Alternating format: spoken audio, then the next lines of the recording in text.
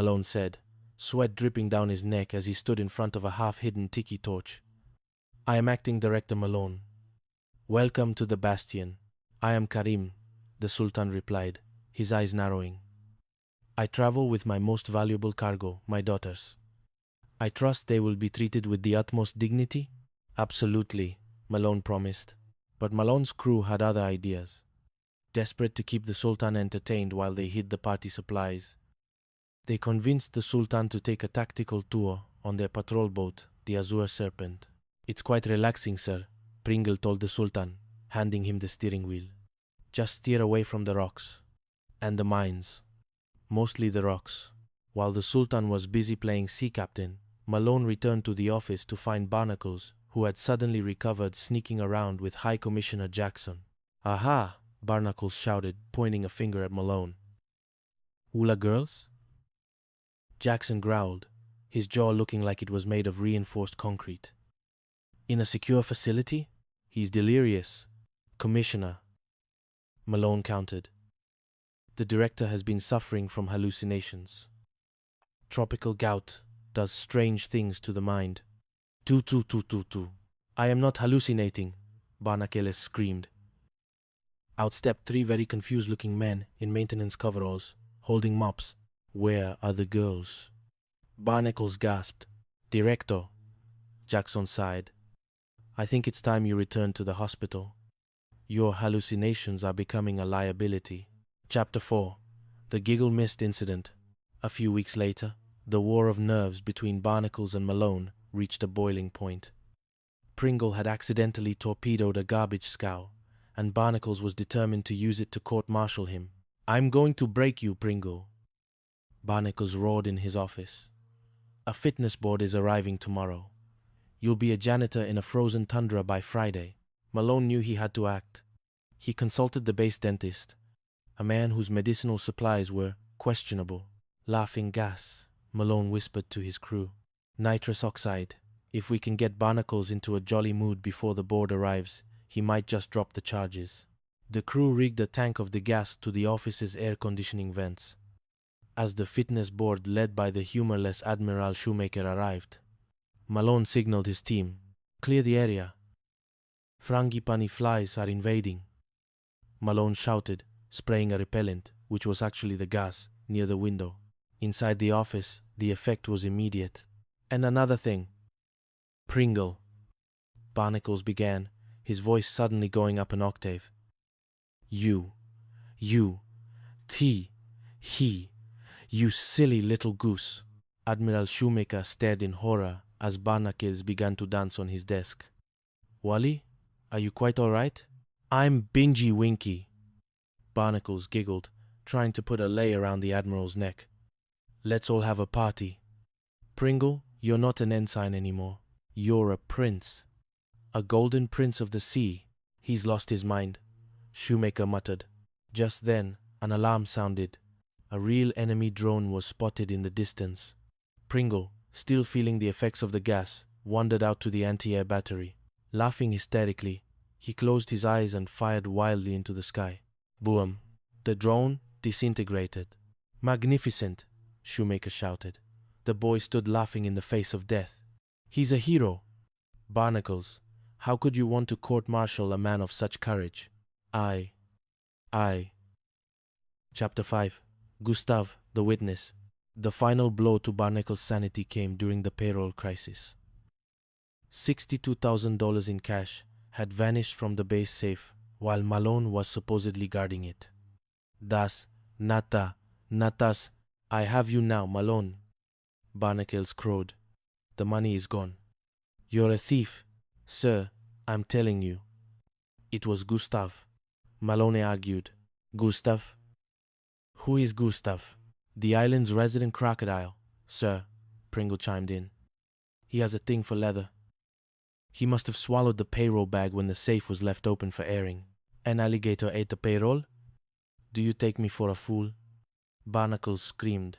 We have an ID card to prove it, sir, Malone said, handing over Barnacles' own wallet covered in slime. Gustav found it. Barnacles organized a search party, not for the money, but to kill the crocodile. However, The crew had already befriended Gustav, mostly by feeding him Pringle's terrible peanut butter sandwiches. When the trial began, Malone insisted that Gustav be allowed to testify.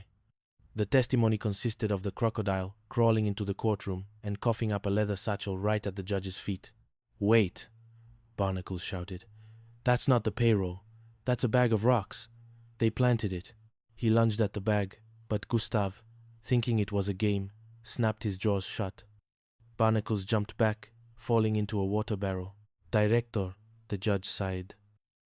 "The money is right there. It fell out of the satchel. It seems the crocodile is a more reliable witness than you are." Chapter 6. The Ghost of the Serpent. Barnacles made one last attempt to get rid of Malone by trying to convince him the patrol boat was haunted. He dug up old records of a jinxed boat named the Banshee 1-3 and tried to scare the crew into requesting a transfer. "The boat is a Jonah," Barnacles whispered to the men. The first crew vanished. The second crew turned into statues. "You're all doomed." Malone saw through the ruse immediately. That night, the crew dressed in white sheets and rigged the boat's engines to start by themselves. They used the base's high-powered speakers to play eerie, moaning sounds. "Wally." A voice boomed over the intercom. "Wally. Barnacles. We have come for the requisition forms." Barnacles, thinking he was being haunted by the ghosts of disgraced directors, ran screaming into the jungle, wearing nothing but his pajamas and a life vest. The next morning, Malone found him hiding in a tree. "I'll give you anything," Barnacles begged. "Just tell the ghosts to leave me alone." "Well, sir," Malone said, lighting a cigar, "I think we could use some new upholstery for the crew lounge, and maybe some garter belts for the nurses." "Done." Anything. And so, life on Zunzun Island returned to its normal state of chaos. Director Barnacles remained in his office, twitching every time he heard a strange noise, while Commander Malone and his 73rd Raiders continued to run the most successful, most illegal, and most hilarious security operation in the history of the private sector.